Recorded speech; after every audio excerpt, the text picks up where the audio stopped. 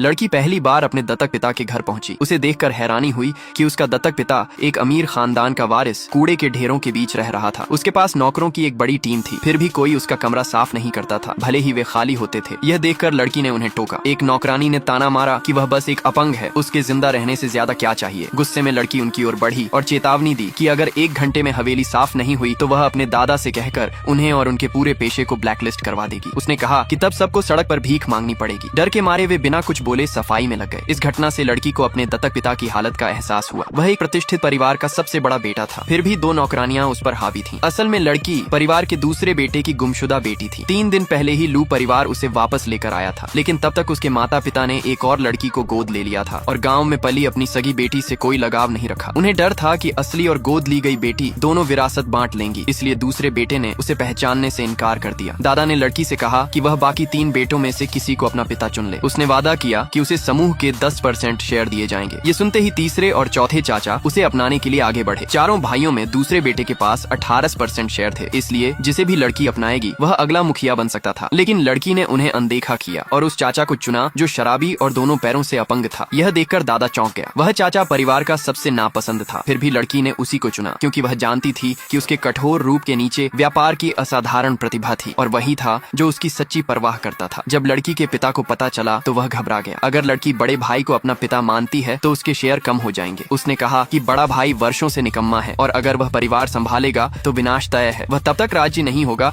जब तक बड़ा भाई गू परिवार से $10 बिलियन का प्रोजेक्ट नहीं जीत लेता। दादा पहले झिझका, फिर यह शर्त मान ली। अगर वह प्रोजेक्ट लाता तो अगला मुखिया वही होता और उसे 10% अतिरिक्त शेयर मिलते। अगले कुछ दिनों में लड़की की संगति में बड़े बेटे ने खुद को संभाला। उसने शराब छोड़ दी और व्यापार फिर से सीखना शुरू किया। जल्दी ही उसका आत्मविश्वास लौट आया। गू ग्रुप के अध्यक्ष से मीटिंग तय हुई। लड़की के आग्रह पर गू ग्रुप के अध्यक्ष ने लाभ देखा और प्रोजेक्ट बड़े बेटे को सौंपने का फैसला किया। उधर दूसरे बेटे को दादा ने डांटा क्योंकि उसके प्रोजेक्ट में लाभ नहीं था। 1 महीने में ही गू परिवार तरक्की कर गया। वह जिम्मेदारी से बचने के लिए लड़की और बड़े बेटे पर आरोप लगाने लगा कि वे गुपचुप गू परिवार से मिले हुए हैं। उसने उनके साथ एक फोटो दिखाकर सबूत दिया। यह देख दादा को गुस्सा आया और उसने उन्हें बुलवाया। बड़े बेटे को नशे में देख दादा भड़क उठा। उसने अपनी छड़ी उठाई और मारा। लड़की ने रोका और कहा कि बड़े बेटे ने शराब सिर्फ कॉन्ट्रैक्ट पाने के लिए पी थी। उसने उन्हें कॉन्ट्रैक्ट सौंपा। तभी दूसरा बेटा वह छीन कर बोला कि उस पर मुहर नहीं है, इसलिए वह फर्जी है। दादा दोनों से नाराज हो गया और उन्हें परिवार से निकालने को कहा, पर उसे क्या पता था ये लड़की की पूरी योजना थी। अगले ही पल गू ग्रुप के अध्यक्ष ने साइन किया हुआ कॉन्ट्रैक्ट और पेमेंट भेज दिया। ये देखकर सब हैरान रह गए।